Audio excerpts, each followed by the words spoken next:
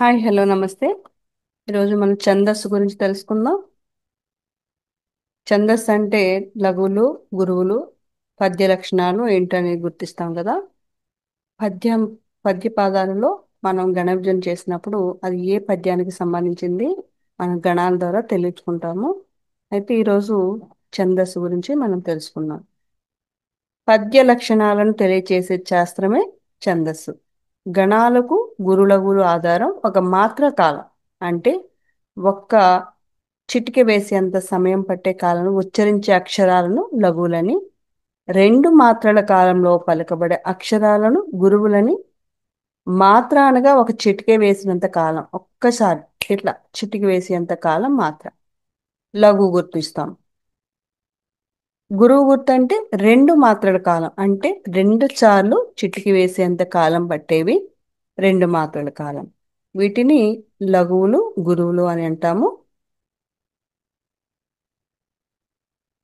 లఘువులు గురువులను గుర్తించే విధానం. అసలు ఏ అక్షరం గురువు అవుతుంది, ఏ అక్షరం లఘువు అవుతుంది? అదే ఇప్పుడు మనం పలుకుతున్నప్పుడు ఎక్కువ సమయం తీసుకునే అక్షరాలు దీర్ఘాక్షరాలని, తక్కువ సమయం తీసుకునే అక్షరాలు పొట్టి అక్షరాలు లేకుంటే హ్రస్వాచ్యులు అని అంటాము. మనకు వర్ణమాలలో అచ్చులు అలు అని రెండు రకాలు ఉంటాయి. ఆ నుంచి అవు వరకు ఉన్న అక్షరాలను అచ్చులు అంటాము. అచ్చుల్లో కూడా రెండు రకాలు ఉంటాయి. అవి హ్రస్వాచ్యులు, దీర్ఘాచ్యులు. హ్రస్వాచ్యులు అంటే మొదటి యా, మొదటి ఈ, మొదటి ఊ, మొదటి రు, మొదటి ఏ, ఓ, ఇవి హ్రస్వాచ్యులు.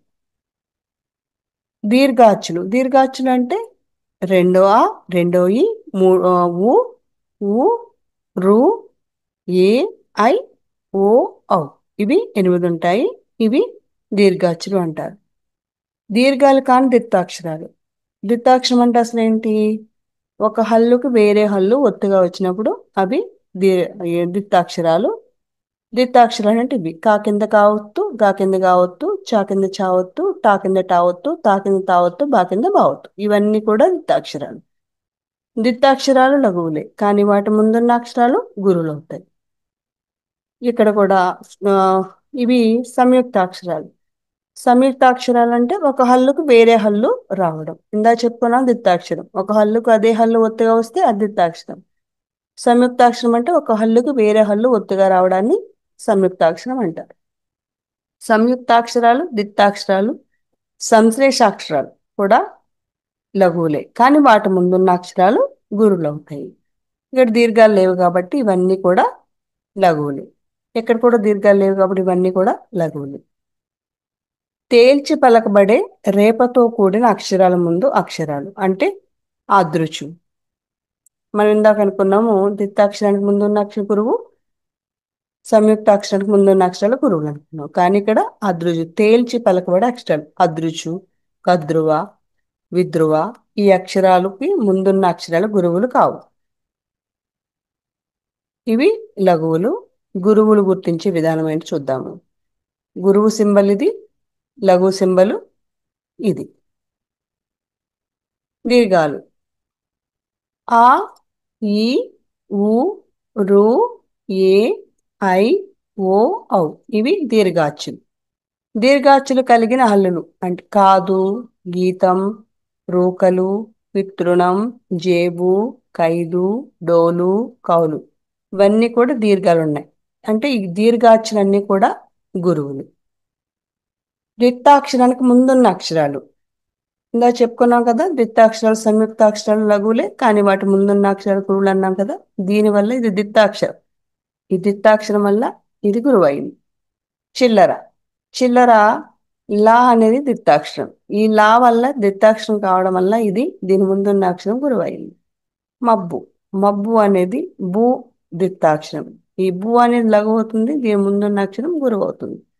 కత్తెర కత్తెర తా కింద తా అవుతుంది, ఇది దిత్తాక్షరం కాబట్టి దీని ముందున్న అక్షరము గురువు అవుతుంది. సంయుక్తాక్షరానికి ముందున్న అక్షరాలు ఉష్ణం, వస్తు పద్యము, భక్తి, కల్పన, ఇవి సంయుక్త అక్షరాలు. దాకి యావత్ వచ్చిందంటే ఇది ఒక హల్లు, ఇది ఒక హల్లు, ఇవి లఘు అవుతుంది కానీ వాటి ముందున్న అక్షరం గురువు అవుతుంది. భక్తి కింద తావొత్తుంది. దీని ముందున్న అక్షరం గురువు అవుతుంది. కల్పన లాకి పావొత్తుంది. ఇది సంయుక్తాక్షరం కాబట్టి దీని ముందున్న అక్షరము గురువు అవుతుంది. సంశ్లేష అక్షరాలు ఒక హల్లుకి వేరే హల్లులు ఒత్తులుగా రావడం. ఉష్ణం, వస్త్రము, మత్యము, ఇవి ఇవి కూడా లఘువులే కానీ వాటి ముందున్న అక్షరాలు గురువులైనవి. పూర్ణ బిందువు కలిగిన అక్షరాలు. పూర్ణ బిందువు అంటే సున్నా, సున్నాతో కూడిన అక్షరాలు మం, చం, కం, రం ఇలాంటివన్నీ కూడా సున్నాతో కూడిన అక్షరాలు. ఇక్కడ ఛందస్సు చం, సున్నా ఉంది కాబట్టి గురువు అయింది. లక్షణం నం, ఇది గురువు. చెప్పడం, ఇది గురువు. ఈ విధంగా సున్నాతో కూడిన అక్షరాలు గురువులు అవుతాయి.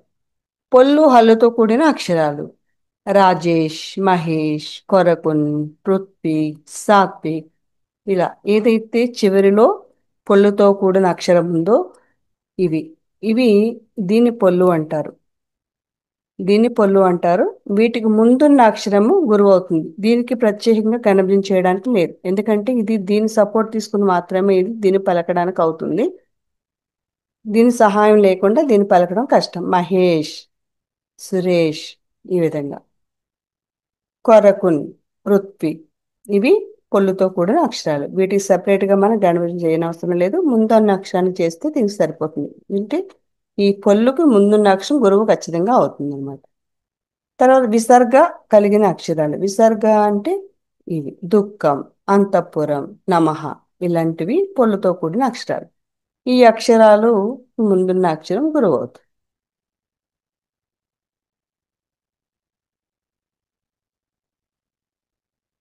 గణం ఏర్పడే విధానం ఎలా ఉంటుంది చూద్దాం.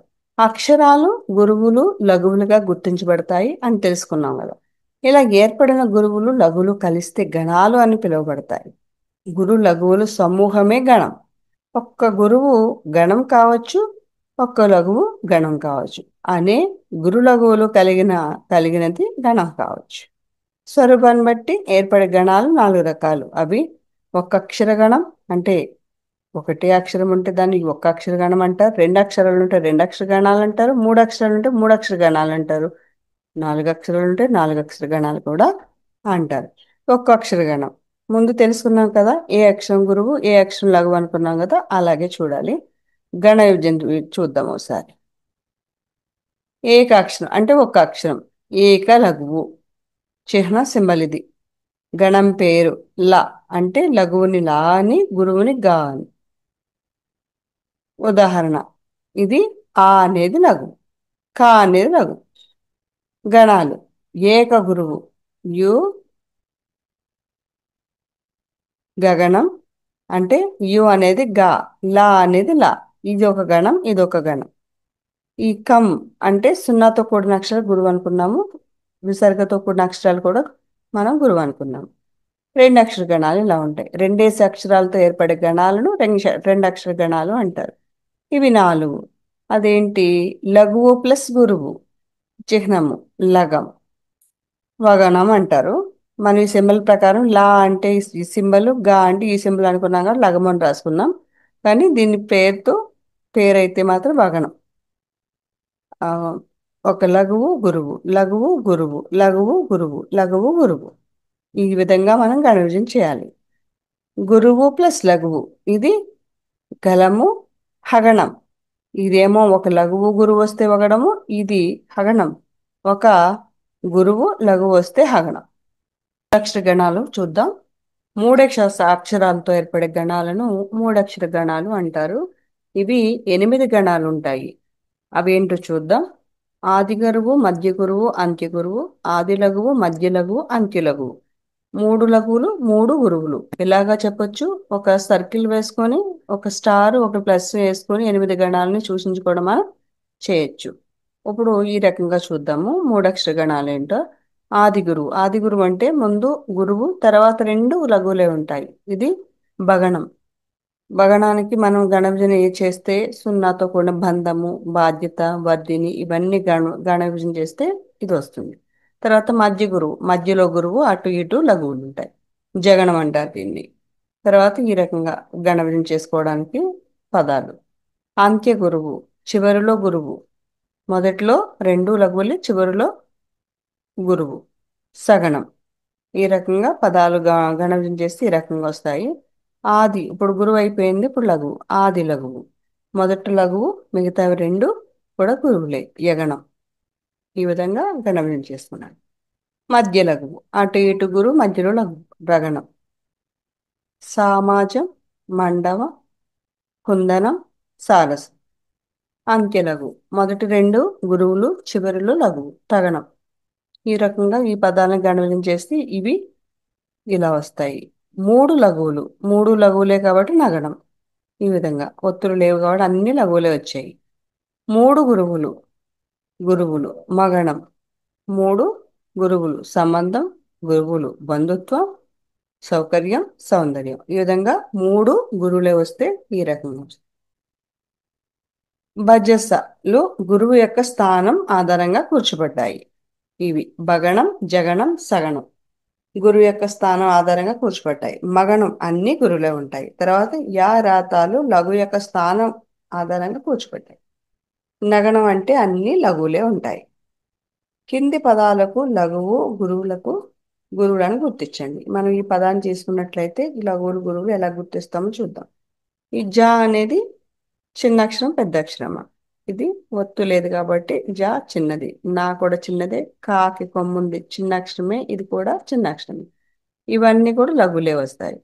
ఇది ఇది కూడా చిన్న అక్షరమే అంటే హ్రస్వాక్షరం కాబట్టి ఇది లఘువు, ఇది లఘువు. ఇది కానీ దీర్ఘం ఉంది. దీర్ఘం అంటే దీనికి లఘువు.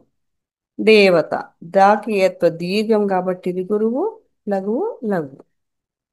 కాలము, కాకి దీర్ఘం ఉంది కాబట్టి ఇది గురువు, లఘువు, లఘువు. కరము, మూడు లఘువులే. విస్తార అంటే తాకే తా తావత్తుంది ఇక్కడ. దీని ముందు తావత్తుంది ఇక్కడ. ఒక హల్లుకు వేరే హల్లు ఒత్తుగా ఉంది కాబట్టి ఇది సంయుక్తాక్షరము. సంయుక్తాక్షరం లఘువు. దీని ముందున్న అక్షరము గురువు అని చెప్పుకున్నాం కదా. ఇది గురువు, ఇది లఘువు, ఇది లఘువు. అక్కర, కా కింద కావత్తుంది అంటే ఇది వృద్ధాక్షరము. కా కింద కావత్తు ఉన్న దానికి లఘువు, దాని ముందున్నది గురువు, రాకి లఘువు. బంగారం. బా పక్కన సున్నా ఉంది. సున్నా ఉందంటే గురువు. గాకు తిరిగం ఉంది. ఇది గురువు. రా పక్కన సున్నా ఉంది. ఇది కూడా గురువే. సూర్యులు, భాస్కర. సాకి ఉత్వ దీర్ఘం. సు, రాకి కొమ్ము, లోకి కొమ్ము. కాలము, సూర్యులు, కరము, భాస్కర. ఇక్కడ ఉన్న పద్య పదాలకు గణన చేసినట్లయితే ఏ పద్యానికి చెందినదో ఏ లక్షణాలు వస్తాయో మనకు అర్థమైపోతుంది. మంచి, బుద్ధి, నవ్వు, గోడ ఇవన్నీ లఘువులే. సుధ, రుచి, వల, విడు ఇవన్నీ కూడా లఘువులే. గురువు ప్లస్ గురువు అంటే రెండు గురువులు. గగము, గా, సు, రోజు, చేసే, మంచి, పుణ్యం. ఈ విధంగా గణన చేసినట్లయితే మొత్తం ఇవి గురువులే వచ్చాయి.